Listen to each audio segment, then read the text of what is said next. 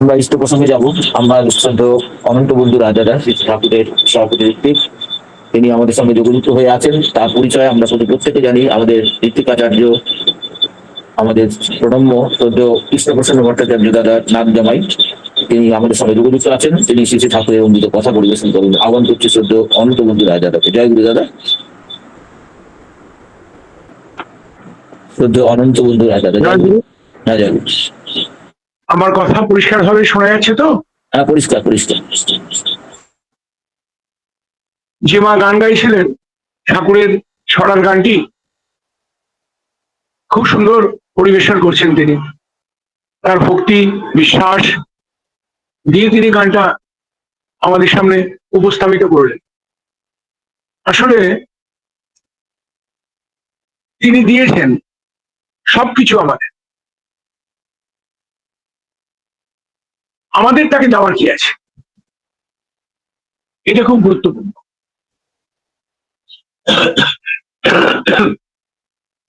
এই দুনিয়াতে যা কিছু আছে সব তার। আমি যখন তা ভোগ করি তখন তা আমার বলে মনে করি। আসলে তার, এই তার জিনিস যখন আমি তাকে ফেরত দিই, আমি তাকে দিই অর্ঘ্য হয়ে, তখনই তা সার্থক হয়ে ওঠে। রবীন্দ্রনাথ খুব ভালো বলেছেন, বলছেন তুমি দিয়েছিলে সুর, আমি তার বেশি কিছু করি দান, আমি গাই গান। মানে তিনি সুর দিয়েছেন। আপনি যদি কান পেতে শোনেন তাহলে দেখবেন আকাশে বাতাসের মধ্যে সবসময় একটা সুর মূর্ছনা চলছে। যে প্রজাপতিগুলো এক ফুল থেকে আরেক ফুলে যাচ্ছে তাদের একটা নর্তন আছে। পাখিদের চলার মধ্যেও একটা ছন্দ, একটা গান, একটা সুর রয়েছে। গাছের পাতাগুলোও তাই। আমার নিজের মধ্যেও যখন ধ্যানে বসি তখন আপনারা প্রত্যেকেই অনুভব করেন একটা সুর ভেতরে পাইছে প্রত্যেকের মধ্যে। দুনিয়ার মধ্যেই তাই চলছে। এটাই সুরলোক বা দেবলোক, যেখানে আমরা থাকতে চাই। বলে না মানুষ সুরলোকে যাবে, তার মানে দেবতার লোকে যাবে। এই সুরলোক হচ্ছে এই ছন্দের লোক। আমরা প্রত্যেকেই এই ছন্দের মধ্যেই আছি। এর বিশৃঙ্খলাটাই অসুর। আর এই অসুরত্ব যখন জাগ্রত হয় তখন তিনি আবির্ভূত হন, মানুষকে আবার ছন্দে ফেরাচ্ছে। তাই সুর তো রয়েছে, কিন্তু গান সেটা আমার। কিন্তু এই একটা জিনিস আছে আমার। তাই জন্য তুমি আমাকে সুর দিয়েছ আর আমি তোমাকে গান উপহার দিচ্ছি। আচার্যদেব এবার এটা খুব ভালো কথা বলছেন। বলছেন দেখুন, আমরা প্রত্যেকেই আনন্দবাজারে যাই, খাদ্য খেতে যাই, আলোচনা করি আজকে আনন্দবাজারে কি রান্না হলো। যদি শুনি একটা ভালো তরকারি হয়েছে তো লাইন লেগে যায়। আমরা খাদ্য ভাবি, আর খাদ্য ভাবি বলে কত বিচার বলেন তো। কিন্তু আমরা তো কেউ ভাবি না ওটা প্রসাদ। যখন প্রসাদ ভাবি না তখন তো যাই হোক না কেন তা জীবনের সার্থকতায় পর্যবসিত হয়। এই আনন্দবাজারের এই খাওয়াটা প্রসাদ মানুষ মনে করতে পারে না। প্রসাদ এটা। দেখি আনন্দবাজারে গিয়ে দেখি এক দাদা, ঋত্বিক দাদা চপ নিয়ে গেছেন প্রসাদটাকে স্বাদিষ্ট করে খাবেন বলে, তো আচার নিয়ে যাচ্ছেন। আচার্যদেব বলছেন অনেকে বাটি ঘটি নিয়ে যাচ্ছেন, নিয়ে আসার জন্য বাড়িতে। ওইখানে বসে খাওয়াটাই প্রসাদ। প্রসাদটা তখনই হয় যখন মানুষ মনে করে দুনিয়ার মালিক ওইখানে বসে আছেন, তখন সে বাদ বিচারের মধ্যে থাকে না। তখন ঈশ্বরের প্রসাদ হিসেবে তা গ্রহণ করে। আমি ভাবছিলাম মনে মনে, সত্যি তো, খাদ্য আর প্রসাদ কত তফাৎ। আমাদের বাড়ির মধ্যে আমরা তাই করি, যখন খাই তখন তা খাদ্য, আর যখন প্রভুকে নিবেদন করি তখন তা প্রসাদ হয়ে দাঁড়ায়, তখন তা মহাপবিত্র। গীতায় বলছেন, দেখো, যে কেউ আমাকে নিবেদন না করে অন্ন গ্রহণ করে সে পাপ অন্ন গ্রহণ করে। গীতা বলছেন যে প্রত্যেকটা কিছুই তাকে নিবেদন করা উচিত, তার জিনিস, তারই জিনিস তাকে নিবেদন করে তবেই কিন্তু গ্রহণ, তবেই তা জীবনের সার্থকতায় রূপান্তরিত হয়। মা গাইলেন, শিক্ষকের নাই ইষ্টে টান, কে জাগাবে ছাত্র প্রাণ। ঠাকুর লিখেছেন, সুরে গাইলেন মা। আপনারা সবাই জানেন, এই উত্তর 24 পরগনায় নৈহাটি একটা বিশেষ তীর্থস্থান। মানুষের প্রত্যেকের এসে এই নৈহাটির পদধূলিতে প্রণাম করে যাওয়া উচিত। আমরা এত কাছে থাকি, কিন্তু যে স্কুলের মধ্যে ঠাকুর পড়াশোনা করেছেন, যে বাড়িটাই তিনি ছিলেন, সে বাড়িটা এখন নেই, কিন্তু জায়গাটা তো আছে। মাটি তো আর চলে যায় না। সেখানে গিয়ে প্রত্যেকটা মানুষের একবার প্রণাম করা উচিত। নৈহাটি মহেন্দ্র স্কুলে যে বিল্ডিংটায় ঠাকুর পড়েছেন, সেই বিল্ডিংটা এখনো রয়েছে, অটুট আছে বিল্ডিং। আচার্যদেব মহেন্দ্র স্কুলের 150তম উৎসব উপলক্ষে 1 লক্ষ টাকা পাঠিয়েছিলেন আমাদের জয়প্রকাশ আগরওয়ালের ছেলেকে দিয়ে। অনেকবার খোঁজ নিতেন তিনি। এই নৈহাটি মহেন্দ্র স্কুলে ঠাকুর পড়েছেন 2 বছর, ভিতরে তার প্রতিকৃতি লাগানো আছে। নৈহাটি মহেন্দ্র স্কুলের সব শিক্ষকরা আচার্যদেব দর্শনে, আচার্যদেবকে নিবেদন করার জন্য, আমন্ত্রণ জানানোর জন্য দেওঘরে উপস্থিত আছেন। যিনি হেডমাস্টার মশাই, তিনি বহু শ্রম করে বের করেছেন ঠাকুর কবে পড়েছেন ওখানে, সেই রেকর্ড এই সমস্ত ব্যক্তির পড়েছেন, তিনি নিয়ে আচার্যদেবের সাথে দর্শন করতে গেছেন। যখন আশ্রমে গেছেন তখন পাঠ হচ্ছে, তারা গিয়ে ঠাকুর প্রণাম করছেন, আর তখন পাঠ হচ্ছে এইটা, শিক্ষকের নাই ইষ্টে টান, কে জাগাবে ছাত্র। চমকে গেছে, এটা আমি কি শুনলাম।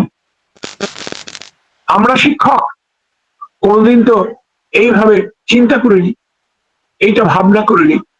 আমাদের ভাবনার মধ্যে একটা নতুন জগৎ যেন খুলে গেল, আমাদের ভাবনার মধ্যে একটা নতুন দিক যেন খুলে গেল।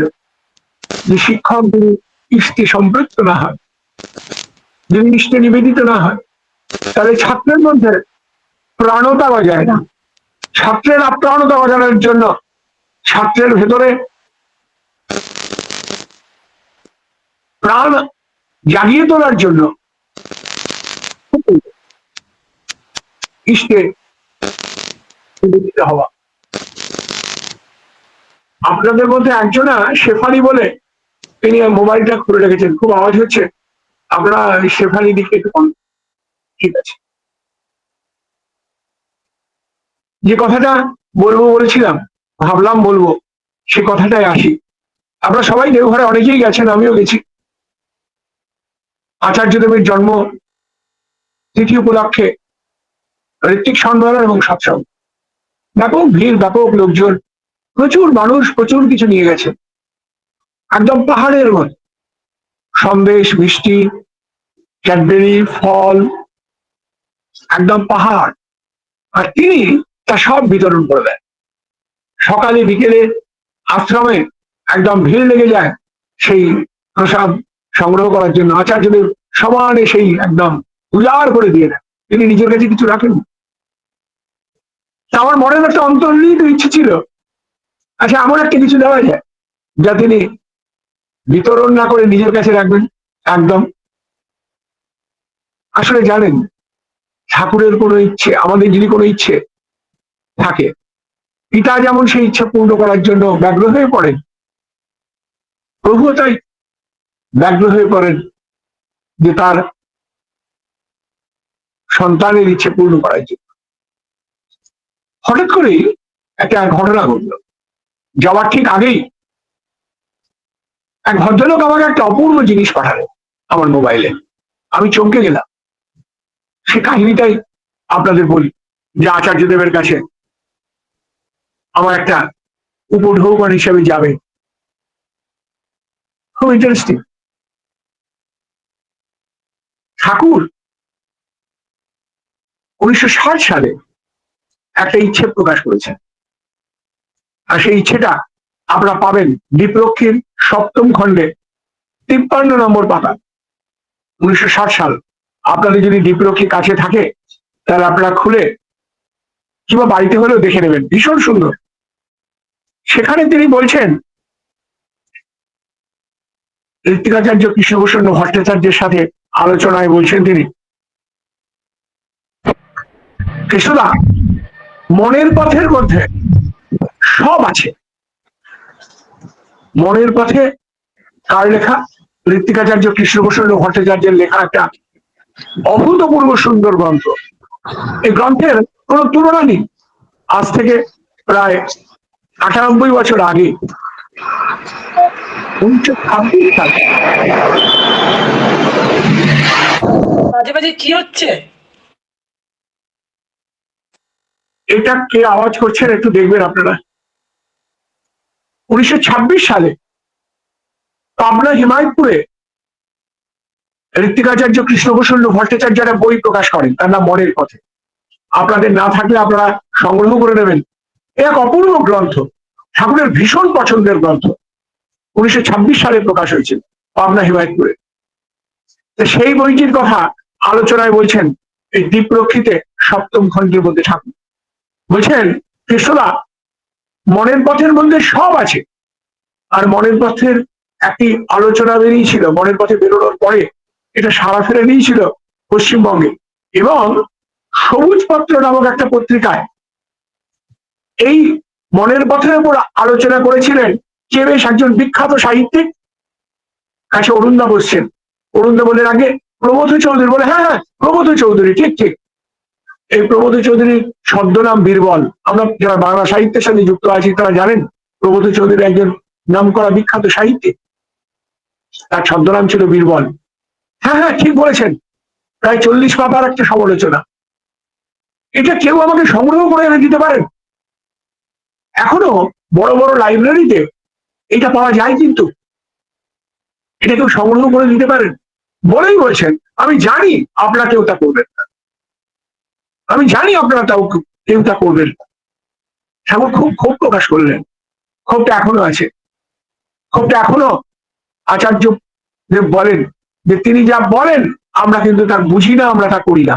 আমরা আমাদের খেয়াল মাফিক আমরা প্রভুর পূজা করি, আমাদের খেয়াল মাফিক আমরা যেরকম চিন্তা করছি সেই অনুযায়ী আমরা প্রভুর পুজো করি।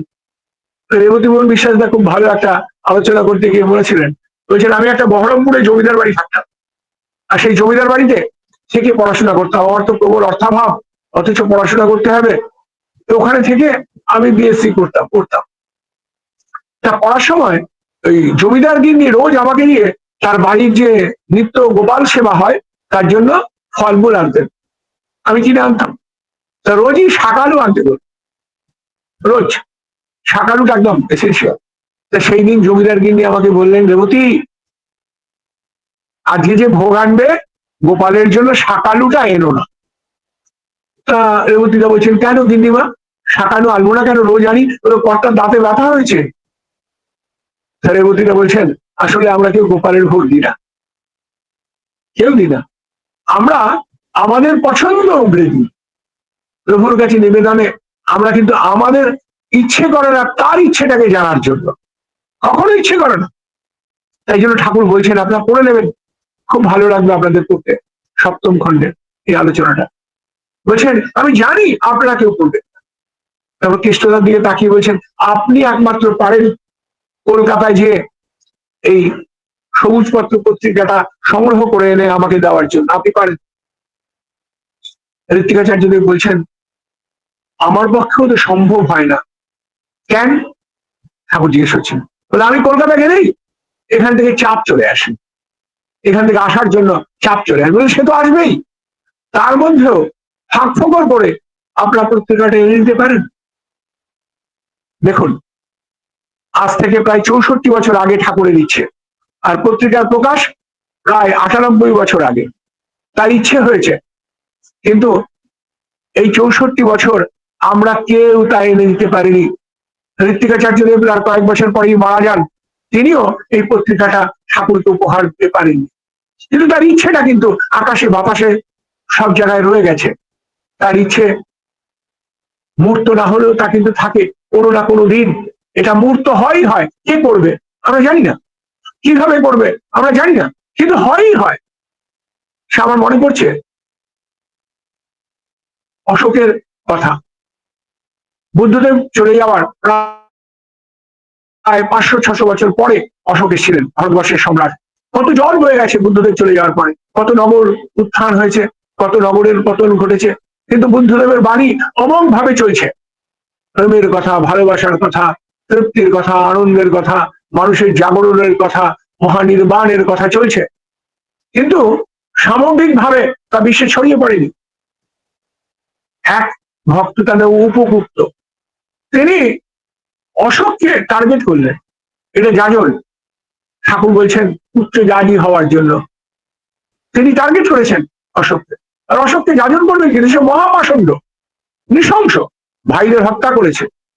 কলিঙ্গ যুদ্ধে এমনই নির্মম হত্যা করেছেন যে কাছে যে নদীটার নাম দয়া নদী, আপনারা গিয়ে দেখে আসবেন, সেই নদীটা নাকি রক্তে লাল হয়ে গেছিল, এরকম নৃশংস। কিন্তু তিনি সুযোগ খুঁজছেন কখন অশোককে বলবেন। যখন অশোক ওই যুদ্ধ বিধ্বস্ত ক্লান্ত, তার মনের মধ্যে মনে হচ্ছে এত রক্ত, তখন তিনি গিয়ে বললেন, প্রেমের কথা বললেন, বুদ্ধের ভালোবাসার কথা বললেন। এই যে তিনি বললেন, এই বলাটা তার মধ্যে ক্রিয়া করল। এটা কি যাজন বলে? এটা কি যাজন বলে? যেটা ডিপি ওয়ার্ক আমরা করছি তার একটা অংশ এটা, যে বিধ্বস্ত মানুষের কাছে তুমি সাহায্যের বার্তা নিয়ে দেবদূতের মতো উপস্থিত হও, তার মনের মধ্যে আঘাত করো, তাকে চেনাও তুমি কি জন্য পৃথিবীতে এসেছো। পরিবর্তন হলো অশোকের, সেটা একটা গল্প। আজকে সেই গল্প করার জন্য নয়, কথাটা আমি খালি আলোচনা প্রসঙ্গে বললাম। সেই চণ্ডাশোক থেকে অশোক ধর্মাশোকে রূপান্তরিত। যখন সেতু বন্ধন হচ্ছে, বড় বড় বানররা বড় বড় পাথর ফেলছে, একটা কাঠবিড়ালি গায়ে ধুলি মেখে এসে সেই পাথরের উপরে ফেলছে, ঝেড়ে ঝেড়ে ফেলছে, যাতে রামচন্দ্রের পায়ে না লাগে। বানর বলছে, রাই তুই কি করছিস, মারা যাবি তো। রামচন্দ্র হাতে তুলে নিলেন, তুলে নিয়ে বললেন, তুমি কি করছো কাঠবিড়ালি? বলে, প্রভু আপনার তো পায়ে খড়ম নাই, ভরত খড়মটা নিয়ে চলে গেছে, কত কষ্ট আপনার এই সুন্দর পা দুটিতে, কত কষ্ট হচ্ছে। এই পাথর তো সুচল পাথর আপনার লাগবে, তাই আমি বালি দিয়ে ঢেকে দিতে চাইছি যাতে পারে না লাগে। হাত বুলিয়ে দিলেন রামচন্দ্র। তাই প্রভুর কাজ ছোট কি বড়, এটা বড় কথা না। বড় কথা হচ্ছে যে আপনি তাকে কতটা ভালোবাসেন, আপনি তাকে কতটা আপন বলে মনে করেন, তাকে নিজের বলে মনে করেন, তিনি আপনার কাছে কতটা জীবনীয় হয়ে ওঠেন। এটা হচ্ছে সব থেকে বড় কথা। তা আমার তখন মনে হলো যে এইটা সম্ভব, এই ক্ষুদ্র কিন্তু বিশাল কাজ সম্ভব। আর তিনি ইচ্ছেটা তিনি যোগান দেন। আমার কাছে যখন এলো আমি অবাক হয়ে গেলাম। এক ভদ্রলোক আমাকে সেই 96 বছর আগের সেই অপ্রাপ্ত যে সবুজ পত্রটা পাঠিয়েছেন আমার হোয়াটসঅ্যাপ, তার মধ্যে সেই সমালোচনা প্রমথ চৌধুরীর রয়েছে। আনন্দে উদ্বেল হলাম, যেটা তো একটা অসম্ভব বড় প্রাপ্তি। এটাই জন্মতিথিতে নিবেদন হবে। গেলাম, অনেক আলোচনা হলো, অনেক কথা হলো। একটু আলোচনাটার একটা অংশ বলি। আপনাদের কাছে তো মাঝে মাঝে আসা হয়, এই আচার্য দেবের যে মণিমাণিক্যের মতো টুকরো টুকরো কথাগুলো, এই যে কত জীবনীয়, তা বলে বোঝানো যাবে না, ভাষায় প্রকাশ করা যাবে না। বসে আছি, তিনি বলছেন, জানেন লোভে কি হয়, লোভ কি করে। আমি অবাক হয়ে শুনছি। লোভের তো অনেক কাম থেকেই লোভ আসে। কাম বাধাপ্রাপ্ত কামে হিংসা বাজায়, প্রবৃত্তিগুলো জাগরিত হয়ে ওঠে। তার মধ্যে লোভও একটা, যা বাধাপ্রাপ্ত হলে মানুষ নির্মম হয়ে ওঠে। লোভ, এইসব বিভিন্ন তার লোভের খারাপ রূপ আছে, ভালো রূপও আছে। আচার্যদেব তাকিয়ে বলছেন, লোভে মানুষ বিবেচনা শূন্য হয়। এটা কখনো শুনি। তার আমি সপ্রশ্ন দৃষ্টিতে তাকিয়ে আছি। লোভে বিবেচনা শূন্য হয় বলে মানুষ যখন লোভী হয় না, তখন মানুষের বুদ্ধি ভ্রংশ হয়। বলছেন যেমন ধরুন, আপনি খেতে বসেছেন, রসগোল্লা পরিবেশন হচ্ছে, আপনার একটা রসগোল্লা ভালো জিনিস খেলেন, কিন্তু লোভ আপনাকে 50টা খাইয়ে দিল। আপনি বিবেচনা হারিয়ে ফেলেছেন, ভালো মন্দ হিতাহিত সব বুদ্ধি আপনার লোভ হয়েছে। আর এই লোভ আপনার বিবেচনা নষ্ট করিয়ে 50 রসগোল্লা খাইয়ে দিয়ে হাসপাতালে পাঠিয়ে। কুর্সির লোভ, নেতৃত্বের লোভ আপনার মধ্যে মুহূর্তের মধ্যে বিবেচনা হারিয়ে ফেলেছে, মনুষ্যত্বের। আপনি নির্মম হয়ে উঠেছেন। আপনার খবরের কাজ করলে কোন রোজই দেখবেন, এটা রোজ দেখবেন যে লোভের পরিণতিতে কত প্রাণ চলে যাচ্ছে। একটা লোভ, সম্পত্তির লোভ, আমার জন্য লোভ, পুত্র পিতাকে দূর করে দিচ্ছে বাড়িতে। মায়ের কাছ থেকে মেয়ে চলে যাচ্ছে, একটা ছেলেকে পছন্দ হয়েছে, লোভ। আচার্যদেব যেন সুন্দর ব্যাখ্যা করলেন। তিনি বলছেন, দেখেন, লোভ মানুষকে বিবেচনা রহিত করে দেয়। তার কাছে গেছি, তিনি বসে আছেন যেখানে শ্রী শ্রী দাদা বসতেন, তার নিচে তিনি বসে আছেন। সুন্দর মূর্তি, আপনারা জানেন। আমি গিয়ে তাকে নিবেদন করলাম, ওইটা প্রিন্ট করে নিলাম, ওই লেখাটা প্রায় 19 পাতার প্রিন্ট, ওই আলোচনাটা সবুজ পত্রের প্রিন্ট করে নিলাম, এবং দ্বীপরক্ষীর যে খণ্ডে আছে সেটাও প্রিন্ট করে নিলাম। সেখানে একটা কালি দিয়ে মার্ক করলাম যেখানে ঠাকুর ইচ্ছা প্রকাশ করেছেন। তার কাছে নিবেদন করে বললাম, কাছে গেলাম, যাওয়ার সুযোগ ঘটে, এটা আমার সৌভাগ্য। গিয়ে তার হাতে ওই দ্বীপরক্ষীর ওই প্রিন্টেড ওই জায়গাটা দিলাম। তিনি নিজে হাতে নিয়ে পড়লেন, পড়ে আমার দিকে সপ্তস্ব দৃষ্টিতে তাকিয়েছে। আলাবাগে এটা জোগাড় করা গেছে। ঠাকুরের যে ইচ্ছাটা, সেই ইচ্ছাটা 64 বছর পরে পূর্ণ করা গেছে, আর 100 বছর আগে প্রিন্টেড পত্রিকাটা পাওয়া গেছে। তিনি সগ্রহে হাত পাতলেন, আমি তার হাতে সবুজ পত্রের এই কপিটা দিলাম। তিনি নিয়ে পড়লেন এবং কাছে রেখে দিলেন, বললেন, খুব ভালো। ভীষণ আনন্দ হলো, বাড়ি চলে এসেছি। এবার সবাই বলছেন আমাকে যে, আপনি বললেন না কেন এটা আলোচনা পত্রিকাতে প্রকাশ করার জন্য? তারা আমি তো, তিনি তো আমাকে বলেননি। আমাদের ইচ্ছে হচ্ছে তার ইচ্ছাকে পূরণ করা। তিনি যা ভালো বুঝবেন তাই করবেন, কিন্তু মনের মধ্যে একটা ধাক্কা আছে। তাই আমি 20 তারিখে চলে আসব। 20 তারিখে সকালবেলা গেলাম, প্রণাম করে যাত্রার অনুমতি দেব। তাকিয়ে বললাম, হঠাৎ করে বেরিয়ে এলো বুক থেকে, যেটা প্রবন্ধ দিলাম। তিনি বলেন, হ্যাঁ হ্যাঁ শোনেন, আমি এটা বাঁধিয়ে আমার কাছে রেখে দিয়েছি, এটা আমি বাঁধিয়ে আমার কাছে রেখে দিচ্ছি। মনটা সার্থকতায় ভরে গেল। এমন কিছু দিতে পারলাম যে তিনি নিজের কাছে রাখবে, কিন্তু সব ফিরিয়ে দেন। ওই যে বললাম, প্রথমেই আলোচনা করছিলাম, কত বৃষ্টি, কত ফল, কত জিনিস, সব তিনি একদম বিলিয়ে দিয়ে দিচ্ছেন। আমি কি এমন কিছু দিতে পারি না যেটা তিনি তার কাছে রাখবেন? তিনি বলছেন, এটা আমি বাঁধিয়ে আমার কাছে রেখলাম, মনটা তৃপ্তিতে ভরে গেল। আর তারপরেই আমি বললাম, যেটা যদি প্রবন্ধকারে আমি লিখি, আপনি যদি অনুমতি করেন তাহলে প্রকাশ হতে পারে। হ্যাঁ হ্যাঁ, আপনি এটা লিখবেন, আপনি এটা লিখবেন যে প্রকাশিত হবে, আপনি এটা লিখবেন যা প্রকাশিত হবে, পত্রিকায় যা প্রকাশিত হবে। তাহলে আমি যাই, উনি কি করে লিখতে হবে, কি করে টাইপ হবে, সব বসে বসে বলছেন, আর আমি মুগ্ধ হয়ে শুনছি। শুনতে শুনতে তিনি একটা অপূর্ব কথা বললেন। সেটা বলে আজকের আলোচনা শেষ করি। দেখুন, কথায় কথায় অনেক সময় বেরিয়ে গেছে। তিনি তাকিয়ে বলছেন, শোনেন, আমরা সবাই কাজ করি, কাজ না করলে তো মানুষের জীবনের পূর্ণতা আসে না। প্রত্যেকে কাজ করি, কিন্তু একটা দিকে নজর রাখা দরকার। কাজে বন্ধন সৃষ্টি হতে পারে। মনে করুন আপনি একটা বহুত উদ্দেশ্যে একটা বহুত কাজ করছেন, করতে গিয়ে দেখবেন আপনি কখন সামনে চলে এসেছেন, আর তখন হয় বিপদ, তখন ঠাকুর পেছনে চলে যান। যখন আপনি সামনে চলে আসেন তখন ঠাকুর পেছনে চলে আসেন। তখনই জীবনের সব থেকে বড় পরাজয়। আপনি কাজ করতে গেলেই কার্যের অনুরূপ নাম যশ আপনার সেবা করবে, সত্যান শহরে আছে।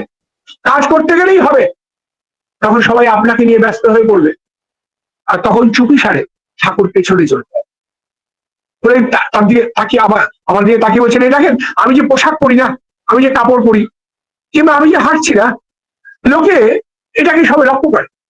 আমিও লক্ষ্য করি যে আমার কাপড় পরার স্টাইলটা লোকের পছন্দ হয়েছে, হাঁটাটা পছন্দ হয়েছে। তাই আমি যখন আসি তখন আমি ওই স্টাইলটা মেনটেন করতে চাই, ওই কাপড় পরাটা, হাঁটাটা। তখন আর অজান্তেই আমি ওই কাপড় পরার দিকেই নজর চলে যায় প্রভুর থেকে, এই যেন কখনো না হয়। যখনই দেখবে যে তোমার চলা, তোমার বলা লোককে আকর্ষিত করছে, আর তোমার মনের মধ্যে এই যে পাওয়ার আকাঙ্ক্ষা জন্মাচ্ছে, তখন বুঝবে ঠাকুর অনেক পেছনে চলে গেছে। বলে বলছেন, দেখুন আজকে সকালে আলোচনা করলাম আকর্ষণ আর কর্ষণ, দুটো একই কথা। আমরা জানতাম কর্ষণ, কর্ষণ মানে চাষ করা। কৃষ্ণ কথাটা এসছে ভালো থেকে কর্ষণ, এই সবাই চাষ করে, এখন চাষ চলছে, বীজ বোনা হবে। তাহলে আকর্ষণটা কি? তিনি তাকিয়ে বলছেন, এই কর্ষণটা যখন আ শব্দের অর্থ মানে বিস্তারিত হয়, তখন তা আকর্ষণ হয়। তাই জীবনের ক্ষেত্রেও কর্ষণ খুব প্রয়োজন। এই পড়াশোনা করা, এই আলোচনা করা, এই কথা বলাটা, এটা হচ্ছে কর্ষণ, যা মানুষের মধ্যে জ্ঞানের সৃষ্টি করার চেষ্টা হয়। আমাদের নিজের মনের মধ্যেও উর্বরতা বাড়ে। কিন্তু তিনি কি করতেন? তিনি করতেন আকর্ষণ। তিনি সমগ্র জগতের মধ্যে এই কর্ষণটাকে ছড়িয়ে দিতেন। খালি নিজের মধ্যে নয়, খালি আর একজনের মধ্যে নয়, বহু বহু মানুষের মধ্যে এই কর্ষণ ছড়িয়ে দেওয়াটাই কিন্তু আকর্ষণ। আমি বললাম, আপনি কি সুন্দর বললেন, কি সুন্দর। এরকম ভাবে তো আমরা কখনো ভাবি, কখনো চিন্তা করিনি। তিনি একটি স্মিত হাসলেন। আমি বললাম যে কোনোদিন তো এ কথা ভাবিনি যে কাজ করতে গিয়ে কখন সামনে চলে আসি, এটা তো কখনো ভাবিনি, কিন্তু চলে সত্যিই আসি। আপনি বললেন ঠাকুর পেছনে চলে যান, সত্যিই তাই। কিন্তু বললেন যে সহজ, কথাটা সহজ ভাবে, এটা যে মেনটেন করা কত কঠিন তার তুলনারহিত। তিনি বললেন, ভাবলেই হয়, ভালোবাসলেই হয়, চেষ্টা করলেই হয়। তার মুখের দিকে তাকিয়ে রইলাম, একটা অপূর্ব সুন্দর হাসিতে তিনি সবকিছু হাসিত করলেন। আর মনের মধ্যে নিয়ে এলাম, এখন থেকে প্রস্তুতি নিতে হবে, আবার একটা নতুন প্রস্তুতি, যাতে নতুন ভাবে কিছু উপস্থাপন করে। আজকে অবধি থাক, জয়গুরু। পরে আলোচনা করবো আরেকদিন আরো অনেক আলোচনা নিয়ে। জয়গুরু, জয়গুরু। যে সদ্য দাদা একটা জিনিস জানতে চাইছি, সেটা হচ্ছে দীপলক্ষ্মী 6টা না 7টা ভলিউম, 7 ভলিউম কি বেরিয়েছে না? দশবন্দি বেরিয়েছে। ও, তাহলে আমাদের এখানে ইবুকস যেটা আছে, সৎসঙ্গের ইবুকসে 6টা পাওয়া যাচ্ছে, 6-এর পরে আর পাওয়া যাচ্ছে না। দিয়ে দেখবে 10টা বেরিয়ে গেছে। হ্যাঁ হ্যাঁ, আমি এবার সংগ্রহ করে দেবো, অসাধারণ। অবশ্য অবশ্য 10টা খণ্ড বেরিয়েছে। আপনি 7ম খণ্ডের 53 পাতাটা খুলে আমি যেটা আমি নিচে আপলোড করে নোট করে দিই। ঠিক আছে, নোটেড। কথাটা হচ্ছে, আমরা জীবন স্বামীকে পেয়েছি, এতক্ষণ ধরে মন্ত্রমুগ্ধের মতো কথাগুলো শুনছিলাম, আমরা বলি এই কথাগুলো বলি, কিন্তু আমাদের শ্রী ঠাকুর কি বলছেন, প্রত্যেককে প্রকৃত হতে হবে। এই প্রকৃত হওয়ার সাধনা যেগুলো শুনলাম, যেগুলো যদি কার্যে পর্যবসিত করি, তাহলে সত্যি আমরা অজর অমর হতে পারি। জীবনকে অমর করার কথাগুলো শুনলাম, শোনা যদি শুধু শ্রবণ মাত্রই হয়, সেটা যদি প্রকৃত যাজন না করতে পারি, তাহলে কিন্তু ওই যে যারা বললেন কর্ষণকে ছড়িয়ে দেওয়া, আকর্ষণ কি অসাধারণ। লোভ কি সুন্দর বললেন, সত্যি লোভ আমাদের বিবেচনা শূন্য করেই ফেলে, বুদ্ধি ধ্বংস করেই ফেলেন। কিন্তু সেই লোভটি থাকা ভালো, যে লোভের দ্বারা, যে লোভ মূল্য দিয়ে তাকে কিনতে হয়। আর বলছে আমি বিকিয়ে যাই সেই ভক্তের কাছে, সেই সৎসঙ্গীর কাছে। আমরা প্রসাদ পুষ্ট হলাম এতক্ষণ ধরে, আমরা এটাও অনুগ্রহ পেলাম, এটাও কৃপা পেলাম, এতক্ষণ ধরে প্রসাদ পেলাম। আমার শ্রদ্ধ দাদার মধ্যে তার নিবেদিত প্রাণের যে প্রসাদ বিকিরণ, এতক্ষণ ধরে যা বিচ্ছুরণ ঘটছিল, বিক্ষেপণ তিনি ঘটালেন, তা আমাদের হৃদয় মন্দিরে কতটা ছড়িয়ে পড়লো, কতটা আমরা নিতে পারলাম, সেটা আমাদের কার্যকারণের মধ্যে যেটা প্রকাশ পাবে। না হলে তার সেটা শুধু বাহ্যিক আড়ম্বর মাত্র। এমন ভাবেই তার শ্রীপাদ পদ্মে আমাদের নিবেদিত হয়ে থাকতে হয়। ভালোবাসার জিনিসকেই সকলেই গ্রহণ করেন, এবং সেটা সদ্য দাদা যেটা বললেন যে উপহার সামগ্রীর কথা, সত্যি যদি উপহার দেওয়ার মধ্যে, সেই উপহারের মধ্যে যদি কোনো কি বলবো, যে যদি শুদ্ধতা থাকে, পবিত্রতা থাকে, প্রকৃত মনের ইচ্ছাটা যদি ঠিক ঠিক হয়, ঠাকুরের ইচ্ছা মতো হয়। আমি আজকে দেখেছি অনেকগুলো আর্গুমেন্ট হয়েছে, কোনোদিন এরকম হয় না। সন্ধ্যা মায়ের হয়েছে, তারপরে কি নাম বিদিতা শেখ মায়ের হয়েছে, তারপর আরেকজন শেফালি মায়ের হয়েছে, এরকম কোনোদিন হয় না। আজকে আমি মিউট গুলো করে দিয়েছি আমি। এটা আমাদের একটু খেয়াল রাখতে হবে যে আমরা হয়তো মায়েরা কি হয়, মোবাইল ফোনটা হাতে নিয়ে কাজ করেন, তো হঠাৎ অজান্তে ওই অডিওর মধ্যে চাপ পড়ে যায়, তখন অডিওটা খুলে যায়। তো এখানে যে কি পরিস্থিতির সৃষ্টি হয়, এবং আমি এখানে যথাযথভাবে এখানে চেষ্টা করি যে হস্ট হিসাবে সেটাকে টাইম টু টাইম স্পন্টেনিয়াসলি এটা ইমিডিয়েটলি সেটাকে মিউট করে দেওয়া। তা সত্ত্বেও আমি সকলকে সহযোগিতা আপনারা প্রত্যেকদিন করেন। আজকে ঋত্বিক সম্মেলনের কথাগুলো শুনলাম, জন্ম তিথির আচার্য দাদার কথাই শুনলাম। প্রকৃত শিক্ষক তো তিনি, আচার্যই তো হচ্ছে প্রকৃত শিক্ষক, এবং তারপরে গুরুমুখ এমন কথা, এমন বিবৃত প্রাণের কথা আমাদের প্রত্যেকে প্রাণ মনকে যেন আরো উচ্ছ্বসিত করে তুললো, এবং আমরা আরো থেকে আরো তর হওয়ার একটা যে বাসনা, এই যে আমাদের হচ্ছে এই ইচ্ছাটা, যেন ইচ্ছেটাকে পরিবর্তন করা, উল্টে দেওয়া, জাস্ট উল্টে দেওয়া আমরা করি না। আজকে ই বুকস যে কটা দেখছিলাম, আমি এতক্ষণ ধরে দেখছিলাম ই বুকসে যে বইগুলো দেওয়া আছে, আমরা অনেকে জানি না, এই বইয়ের নামগুলোই জানি না। আমরা আলোচনা প্রসঙ্গ কমন জানি, দ্বীপ প্রক্ষিপ্ত জানি, তারপর সত্যানুসরণ এগুলো জানি আমরা, অমীয় বাণী সেগুলো আছে, অনুবর্তক বলে গ্রন্থ আছে, আত্মজনের কথা আছে, হে বরেণ্য আছে, ইষ্ট মননে আছে, লহ প্রণাম আছে, সাত্যত কথা আছে। কেন বলছি কথাগুলো? মহামানব আছে, যেমন তাকে দেখি আছে, তারপরে সতীশচন্দ্র জোয়ারদারের গ্রন্থ আছে, সবার গ্রন্থ আছে। আমার শ্রদ্ধেয় দাদা একটা গ্রন্থ লিখবেন বললেন। তা আমাদের এই যে গ্রন্থের এগুলোর মধ্যে আমরা ঢুকি না, কিন্তু একটা জিনিস খেয়াল রাখবেন, আচার্য দাদা যিনি আমাদের প্রধান শিক্ষক, যিনি প্রকৃত শিক্ষক, তিনি কি করেন জানেন? আমাদের সঙ্গে যতক্ষণ তিনি আমাদের সঙ্গে বসেন বা আমাদের জন্য আমাদের কথা শোনেন, তার বাদবাকি সময়টুকু তিনি কিন্তু খাওয়া দাওয়া নেওয়ার মধ্যে নিজেকে ব্যস্ত রাখেন না, তিনি এই গ্রন্থের মধ্যেই থাকেন, এই গ্রন্থের মধ্যেই থাকেন। আজকে সেই সুন্দর উপহারটুকু, একটা অনুসিন্ধুচ্ছ মনের উপহার আমার আচার্য দাদা পেলেন, নিশ্চিতভাবে তিনি সাদরে গ্রহণ করবেন, বাঁধিয়ে তো রাখবেন, মনের হৃদয় মন্দিরে তিনি বাঁধিয়ে রেখেছেন সেই গ্রন্থ, সেই উপহারটা আমরাও পেলাম তার প্রসাদটুকু। আর আমার শ্রদ্ধেয় দাদার কাছে আবেদন রইল, যদি পারেন, যদি আমাকে যদি একটু দেন একটু, তাহলে একটু আমরা একটু দেখতে পারি একটু। আমরা প্রত্যেকে শ্রদ্ধেয় অনন্ত বন্ধু রায়দাদা, তার পরিবার এবং পারিপার্শ্বিক সকলের সার্বিক মঙ্গল প্রার্থনা করি, তিনি সুস্থ থাকুন। এইভাবে আরো দিন এমন প্রসাদ আমাদের আরো বিতরণ করুন আমাদের মাঝে। জয় গুরু। আমরাও যাতে প্রসাদ পুষ্ট হতে পারি। জয় গুরু দাদা, ভালো থাকবেন দাদা। জয় গুরু। দাদাকে যখনই বলি তখনই দাদা এক কথায় রাজি, তিনি উপহার দেওয়ার জন্য, এই গান উপহার দেন। ঠাকুর আমাদের সুরে ছন্দে তালে লয়ে বদ্ধ করে রেখেছেন, কিন্তু আমাদের সেই গানও বাধা হচ্ছে না, গান পরিবেশন আর আমাদের হচ্ছে না, সেটাই আমরা যাতে করতে পারি। শ্রদ্ধেয় দাদার কাছে নিবেদন রইল, যদি আপনি এটা একটু দেন আমরা একটু দেখে দিতে পারি। যাই হোক, এবার আমরা ভালো থাকুন, আনন্দে থাকুন। আপনাকে আরেকটা প্রসঙ্গ একটু বলে দিই যে আরেকটি ভাবে এই ঠাকুরের যে আলোচনা প্রসঙ্গে দ্বীপরক্ষী আরেকটি বই প্রকাশ হতো, তার নাম প্রতুল দীপ্তি। এই প্রতুল দীপ্তি মণিলাল চক্রবর্তীর দ্বারা ওই সংগ্রহীত। এই প্রতুল দীপ্তিটাও কিন্তু প্রথম খণ্ড প্রকাশ হয়েছে। দেবজ্যোতি চক্রবর্তী না, মণিলাল চক্রবর্তী। ওনার ছেলে পরিচয় লিখেছেন তো? না, মণিলাল চক্রবর্তী ঠাকুরের কাছে বসে 61 সাল থেকে 69 সাল অব্দি যে আলোচনাগুলো লিপিবদ্ধ করেছে, তাও বলে 6টা খণ্ড হবে। সৎসঙ্গ প্রকাশন এই প্রথম বইটি প্রকাশ করলো, প্রতুল দীপ্তির প্রথম খণ্ড প্রকাশিত হচ্ছে। যখন যাবেন এই বইগুলি আপনারা সবাই সংগ্রহ করে নেবেন।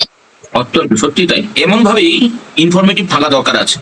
শুধু ইনফরমেটিভ নয়, আমরা ইনফরমেশন যখন পাই তখন সেটাকে আরো সেটাকে কি করে ইমপ্লিমেন্ট করার আমরা চেষ্টা করি, সেই মতো করে চলার চেষ্টা করি, সেখানেই হচ্ছে আমাদের সার্থকতা। আমরা এবার ধ্বনি প্রতিধ্বনিতে যাই, তারপরে শুধু দাদা যদি থাকেন আপনারা দাদার সঙ্গে জয়গুরু বিনিময় করবেন। আজকে আমাদের ধ্বনি প্রতিধ্বনি দেবেন শ্রদ্ধেয় অজয় বসু দাদা এবং শ্রদ্ধেয় পদ্মা বসু মা গুরগাঁও থেকে। আহ্বান করছি শ্রদ্ধেয় অজয় বসু দাদাকে। জয় গুরু। জয় গুরু, সবাই জয় গুরু। জয় গুরু। वंदे पुरुषोत्तमं वन्दे पुरुषोत्तमं वंदे पुरुषोत्तमं वन्दे पुरुषोत्तमं वंदे पुरुषोत्तमं वन्दे पुरुषोत्तमं परम प्रेममय श्री श्री ठाकुर अनुकूल चंद्र जी की जय परम प्रेममय श्री श्री ठाकुर अनुकूल चंद्र जी की जय परम प्रेममय श्री श्री ठाकुर अनुकूल चंद्र जी की जय परम आराध्या जगत जननी श्री श्री वर्मा की जय परम आराध्या जगत जननी श्री श्री वर्मा की जय परम आराध्या जगत जननी श्री श्री वर्मा की जय परम पूज्यपादो श्री श्री बड़दा की जय परम पूज्यपादो श्री श्री बड़दा की जय परम पूज्यपादो श्री श्री बड़दा की जय परम पूज्यपादो श्री श्री आचार्य देव की जय परम पूज्यपादो श्री श्री आचार्य देव की जय परम पूज्यपादो श्री श्री आचार्य देव की जय सत्संगों की जय सत्संगों की जय सत्संगों की जय वंदे पुरुषोत्तमं वन्दे पुरुषोत्तमं वंदे आर्य पितृन् वन्दे आर्यपुत्रीं वंदे मातृवर्गन् वन्दे मातृवर्गन् वंदे अहं कृष्टि दैवतन् वन्दे अहं कृष्टिदैवतं वंदे पुरुषोत्तमं वन्दे पुरुषोत्तमं परम प्रेममय श्री श्री ठाकुर अनुकूल चंद्र जी की जय सबाई की जय জয় আমার সঙ্গে অডিও বসে দাদা পূজা কথা ঘোষণা আগে তাদের পরিবারের সকলে কার্বিক মঙ্গল প্রার্থনা করি কর্মজয়ের রাতুল চলে জয় গুরু।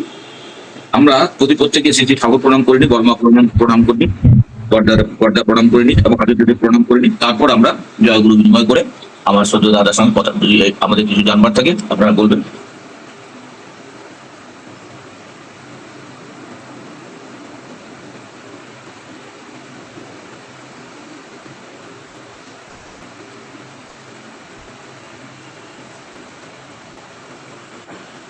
জয় গুরু সদ্য অন্ত দাদা, জয় গুরু, সবাইকে জয় গুরু, সবাইকে জয় গুরু। সবাইকে জয় গুরু। সবাইকে জয়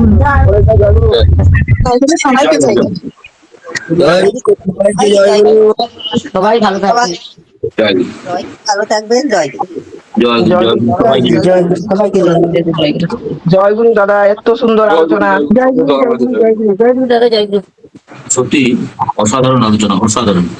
দাদা বলে বেরিয়ে গেছে না, আছেন। এবার দাদা কিছু বলুন, সত্য অনন্ত বলতে দাদা, জয় গুরু দাদা, আনন্দ জয় গুরু। আমার বলার তো অনেক কিছুই আছে, তবে যেটা আচার্যদেব বলেছেন সেটা আপনাদের বলে দিই। তিনি বলেছেন যে টুয়ার্কের কাজ করতে যাওয়ার সাথে আমরা বলেছি যে তার ইচ্ছাটা মুক্ত করা, কিন্তু ইচ্ছেটা মানুষ সংগ্রহ, লোক খুব কমে গেছে, দীক্ষার হার অত্যন্ত কম। এবারে দুটো টার্ম মিলিয়ে 6 মাসে খুব কম দীক্ষা হয়েছে।